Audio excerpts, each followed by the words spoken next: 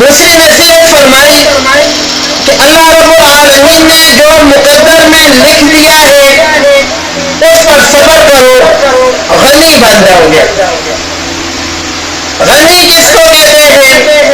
غنی کہتے ہیں کہ جو کسی کا محتاج نہ ہو۔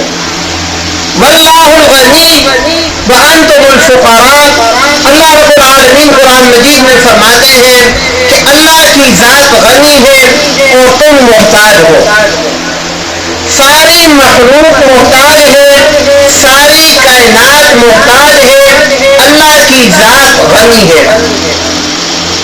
اور جب یہ غنی کا لفظ ایک انسان کے لیے بولا جاتا ہے تو اس کا عمومی مطلب یہ ہوتا ہے کہ اللہ رب العالمین ایسی زندگی عطا فرمائیں گے کہ اپنی مخلوق کے رحم و کرم پر نہیں چھوڑیں گے۔ اللہ رب العالمین ایسا طرز زندگی عطا فرما دیں گے کہ اللہ کی مخلوق کے محتاج نہیں رہو گے۔ جو کچھ اللہ نے دیا ہے اس پر صبر کرو گے، اللہ رب العالمین پرسکون زندگی عطا فرمائیں گے۔ اور اگر اللہ نے جو کچھ تمہیں دیا ہے اسے چھوڑ کر اللہ نے جو کچھ اوروں کو دیا ہے اس پہ نظر رکھو گے، ساری زندگی پچھتاتے رہو گے اور ساری زندگی ذلت اور رسوائی کی ہوگی۔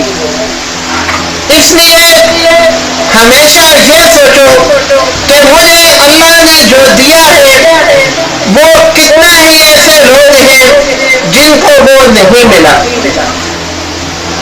تو دوسری نصیحت جو حضرت ابو ہریرہ رضی اللہ تعالی عنہ نے پاک محمد صلی اللہ علیہ وآلہ وسلم کی نقل فرمائی ہے وہ یہ ہے کہ اللہ نے جو کچھ دیا ہے اس پہ صبر کرو، اللہ رب العالمین تمہیں غنی فرما دیں گے۔ یعنی اپنی مخلوق کا محتاج نہیں چھوڑیں گے، تمہارے دل کو مطمئن کر دیں گے۔ تیسری نصیحت جو پاک محمد صلی اللہ علیہ وآلہ وسلم نے حضرت ابو ہریرہ رضی اللہ تعالی عنہ کو کی ہے وہ یہ کہ جو چیز اپنے لیے پسند کرو وہی چیز اپنے بھائی کے لیے بھی پسند کرو، اللہ رب العالمین کی ذات پر ایمان لانے کا تمہیں ذائقہ محسوس ہوگا۔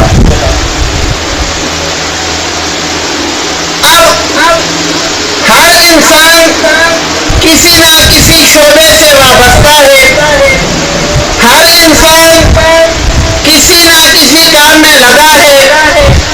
کوئی بھی انسان ایسا نہیں ہوتا کہ اپنی زندگی کی تمام ضروریات خود پیدا کر سکے یا جو چیزیں وہ استعمال کر رہا ہے ان سب کے بارے میں اس کو معلومات ہو، یہ ممکن نہیں ہے۔ بلکہ انسان کو اکثر کسی چیز کی ضرورت ہوتی ہے تو وہ اس چیز کے کاریگر کے پاس جاتا ہے، اس سے مشورہ لیتا ہے، اس سے پوچھتا ہے۔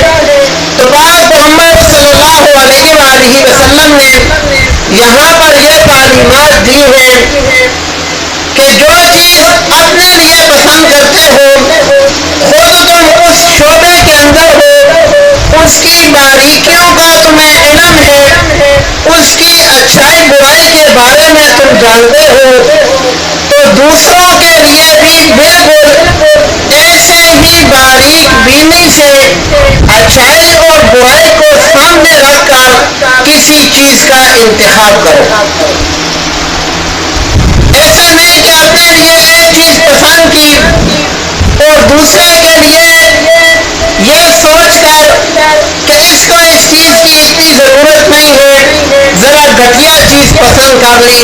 فرمایا کہ ایسے نہیں، جو اپنے لیے سوچ رکھتے ہو، جو اپنے لیے چاہتے ہو، چاہے دنیا کا کوئی شعبہ بھی ہے تو اپنے بھائی کے لیے بھی وہی چیز چاہو جو اپنے لیے چاہتے ہو۔ اگر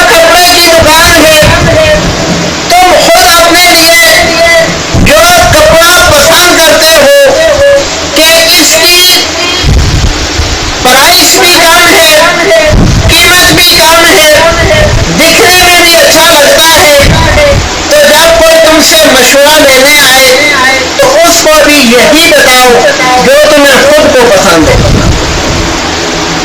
ایسے ہی اگر زندگی کا کوئی اور شعبہ ہے، انجینئر ہے، ڈاکٹر ہے، وکیل ہے، کوئی بھی ہے، زندگی کے کسی شعبے سے وابستہ ہے، تو اس کے لیے پاک پیغمبر صلی اللہ علیہ وآلہ وسلم نے وصیت فرمائی ہے کہ کسی دوسرے کے لیے بھی سوچ وہی رکھنا جو تم اپنی ذات کے لیے رکھتے ہو۔